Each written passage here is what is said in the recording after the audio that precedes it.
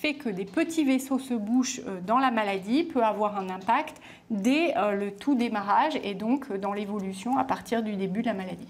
C'est une avancée significative dans la compréhension de la maladie d'Alzheimer.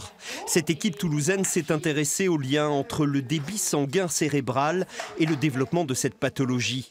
Au cours d'études sur les cerveaux des souris, les chercheurs ont constaté que la mauvaise vascularisation des vaisseaux ne serait pas la conséquence de la maladie, mais l'un des possibles déclencheurs. Les petits vaisseaux sanguins qui se bouchent contribuent à diminuer l'écoulement sanguin à l'intérieur du cerveau, ce qui contribue à diminuer l'efficacité de l'élimination des déchets, qui participent à la maladie d'Alzheimer d'une façon importante.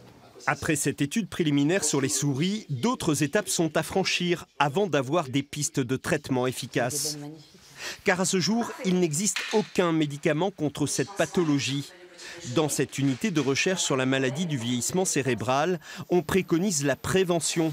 Les patients sont alors suivis par les équipes de recherche. Le terrain génétique est un risque très important et un facteur de risque très important.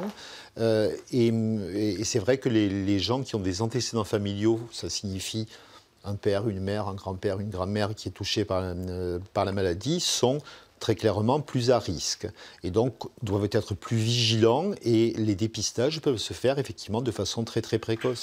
L'enjeu est majeur. La France compte 900 000 personnes touchées par la maladie d'Alzheimer.